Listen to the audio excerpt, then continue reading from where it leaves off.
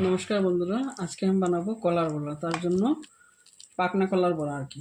তার জন্য কলাটাকে ম্যাশ করে নিচ্ছি ভালো মতো।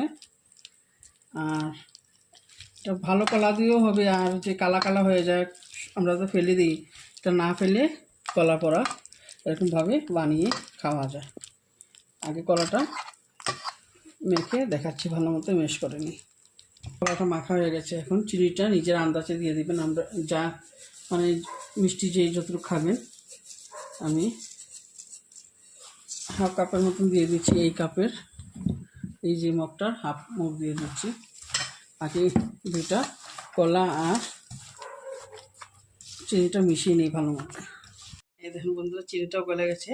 এখন এক ইঞ্চি ছোটো মগের এই মাপে আমি নিয়েছি চালের গুঁড়ি দিয়ে দিচ্ছি, দিয়ে মিশিয়ে নেব। আবার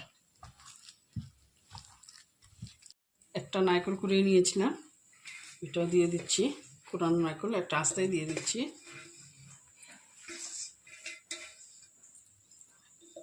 তারপরে মিশিয়ে নেব। আবার নারকেলটা মিশিয়ে নিচ্ছি, কুড়া নারকেলটা। আর যে এক মগ ছোটো মগের ময়দাও দিয়ে দিচ্ছি। ময়দা না থাকলে আটা দিলেও হবে। ভালো মতো মিশিয়ে নেব। আর যদি ময়দাটা বেশি পড়ে যায় তাহলে আপনি তারা একটু দুধ দিয়ে দেবেন। নর্মাল টেম্পারেচারে দুধ, গরম করে দেবেন না, আবার নর্মাল টেম্পারেচারে দুধটা দিলেও হবে। আর যদি দুধও না থাকে তাহলে একটু জল দিয়ে দেবেন যদি বেশি হয়ে যায় ঘন। আমারটা ঠিক হয়ে গেছে। এখন ভালো মতো মিশিয়ে এখন রেখে দেবো, একটু আধা ঘন্টার জন্য রেস্টে রেখে দেবো। তো চালের গুঁড়িটা ভালো মতো ফুলে যাবে।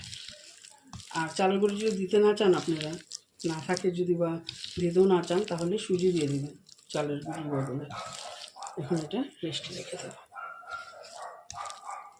এই দেখুন বন্ধুরা, আগে লবণ দিতে ভুলে গেছিলাম। এখন হাফ চামচেরও কম দিয়ে মেখে নিয়েছি। আর আমার তেলটা গরম বসিয়ে দিয়েছি, গরম হয়ে যাও, তারপরে বড়াগুলো ছেড়ে দেব। বন্ধুরা, আমার তেলটা গরম হয়ে গেছে, আমি এক একটা করে বড়া ছেড়ে দিচ্ছি।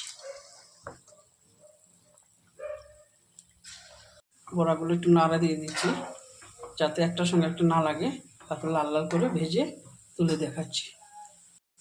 বড়াগুলো আগেও নিয়েছি, আমি দেখাচ্ছি নামিয়ে নেব লাল করে।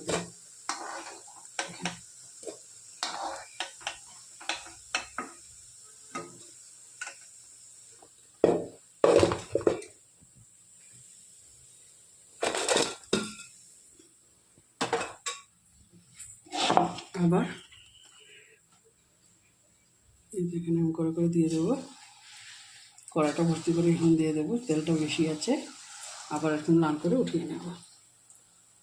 এই দেখুন বন্ধুরা, আমার কলার বড়াটা রেডি হয়ে গেছে। এটা খেতে খুবই ভালো হয়। আর যদি ভালো লাগে অবশ্যই একবার ট্রাই করবেন, কমেন্ট করবেন, লাইক করবেন, সাবস্ক্রাইব করবেন। আর এই দেখেন একটা ভেঙে দেখাচ্ছি আপনাদেরকে।